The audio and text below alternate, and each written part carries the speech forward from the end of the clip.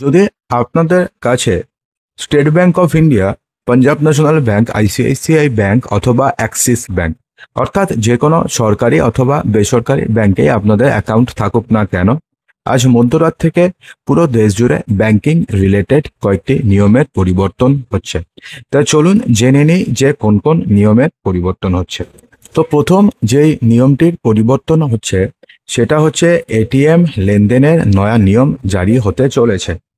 বন্ধুরা, একসময় কি হতো, এটিএম থেকে আমরা যত খুশি টাকা তুলতে পারতাম, কিন্তু এখন সেই সময় শেষ হয়ে গেছে।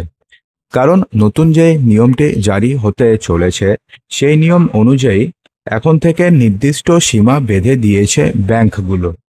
আর এরপরে প্রতি অতিরিক্ত লেনদেনের জন্য আপনাকে গুনতে হবে বাড়তি চার্জ। তো সেক্ষেত্রে স্টেট ব্যাংক অফ ইন্ডিয়া সহ যে কোনো ব্যাংকের অ্যাকাউন্ট আপনাদের থাকুক না কেন, সে শুধুমাত্র সরকারি ব্যাংকের ক্ষেত্রে আপনি মাসে 5টি ফ্রি লেনদেন করতে পারবেন হচ্ছে নিজের ব্যাংকের এটিএম থেকে, এবং মাসে 3টি ট্রানজাকশন করতে পারবেন অন্য ব্যাংকের এটিএম থেকে, অর্থাৎ টোটাল 8টি ট্রানজাকশন আপনি ফ্রিতে করতে পারবেন।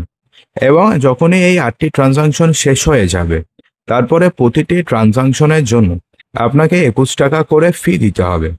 তবে এইচডিএফসি এবং আইসিআইসিআই ব্যাংক এই সীমা শহরভেদে 3টি পর্যন্ত করা হতে পারে, অর্থাৎ সেক্ষেত্রে আপনি কোন শহরে বসবাস করছেন তার উপর ডিপেন্ড করে এই যে লিমিটটি রয়েছে সেটা 3ও হতে পারে। সেই জন্য আপনাদের ব্যাংকে যদি এটিএম থাকে, তো এটিএম ব্যবহার করার পূর্বে আপনি একবার ব্যাংকে গিয়ে জেনে নেবেন যে আপনি কতবার ফ্রিতে কতবার ফ্রিতে আপনি এটিএম ট্রানজাকশন করতে পারবেন।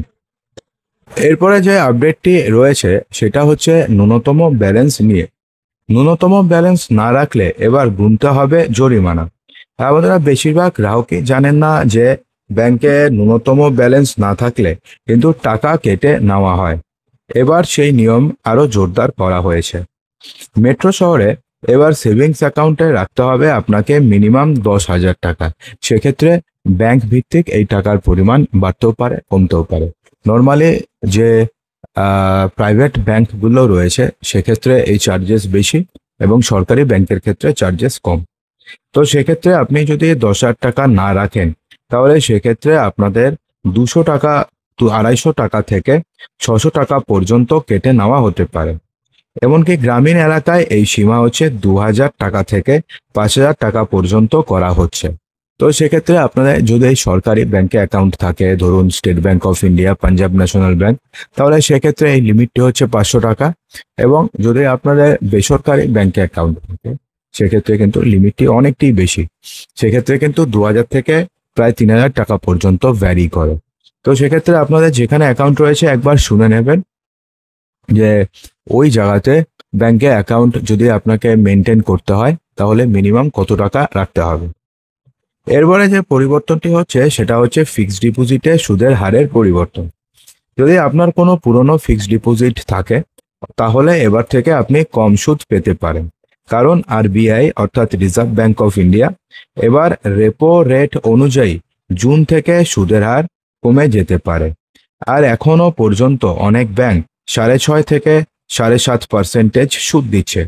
তবে পরিবর্তন আসা অস্বাভাবিক কিছু নয়। তো সেক্ষেত্রে আপনারা যদি ফিক্সড ডিপোজিট করা থাকে, যদি পুরানো ফিক্সড ডিপোজিট থাকে, সেক্ষেত্রে তো তার ভ্যালিডিটি যতদিন রয়েছে, অর্থাৎ সেটা আপনি যত দিনের জন্য করেছেন ম্যাচিউরিটি পিরিয়ড পর্যন্ত, তো আপনি ওই ইন্টারেস্ট রেটই পাবেন। কিন্তু যদি আপনি নতুন করে রিনিউ করতে চান তাহলে বর্তমানে আপনারা কম ইন্টারেস্ট রেট পাবেন। এরপরে যে পরিবর্তনটি হয়েছে সেটা হচ্ছে ইউপিআই লেনদেনেও পরিবর্তন হচ্ছে। যারা এতদিন ছোট বড় সমস্ত লেনদেনের জন্য ইউপিআই কে ভরসা করত, তাদের জন্য কিন্তু এবার বিরাট আপডেট আসতে চলেছে। এবার নির্দিষ্ট সীমা পর্যন্ত লেনদেন করা যাবে বলে ইতিমধ্যে জানানো হয়েছে। এখনো পর্যন্ত কনফার্ম কিছু করা হয়নি, জাস্ট এটা একটা খবর এসছে।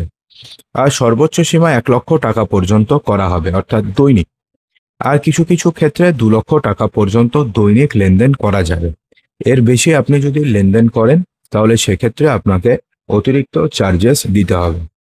বন্ধুরা, আপনারা যদি অনলাইন ব্যাংকিং করে থাকেন, যেটা কিন্তু বর্তমানে খুবই প্রচলিত অনলাইন ব্যাংকিং, কেউ আর ব্যাংকে গিয়ে এখন ব্যাংকিং করতে চায় না, নর্মালি সবাই অনলাইনেই বেশি প্রেফার করে। তো সেক্ষেত্রে অনলাইন ব্যাংকিংয়ে আরও নিরাপত্তা যোগ করা হচ্ছে। জালিয়াতি আটকানোর জন্য ব্যাংকগুলো এবার ওটিপি এবং নিরাপত্তা ব্যবস্থা আরও জোরদার করছে। সেক্ষেত্রে জানা যাচ্ছে যে টু স্টেপ ভেরিফিকেশন তো বাধ্যতামূলক করা হচ্ছেই, সেই সঙ্গে যদি বেশি অঙ্কের লেনদেন হয় তাহলে সেক্ষেত্রে মোবাইল ওটিপির সঙ্গে ইমেল ওটিপিও লাগতে পারে। এমনকি কিছু কিছু ক্ষেত্রে বায়োমেট্রিক লাগতে পারে অথবা ফেস আইডি চালু করা হতে পারে। আর এই পরিবর্তনগুলো মূলত হচ্ছে বয়স্ক ব্যক্তিরা যারা এখনো পর্যন্ত ডিজিটাল ব্যাংকিংয়ে সেরকমভাবে অভ্যস্ত নন, তারা যে বিরাট প্রভাবিত হবে তা কিন্তু বলার অপেক্ষা রাখে না। এর পাশাপাশি ছোট ব্যবসায়ীরা যারা প্রতিদিন নগদ লেনদেন করত, তারাও কিন্তু বর্তমানে এই ডিজিটাল দিকে তারা অগ্রসর হতে পারবে। তো বন্ধুরা, এই ছিল কিছু আপডেট। আশা করি ভিডিওটি আপনাদের ভালো লেগেছে।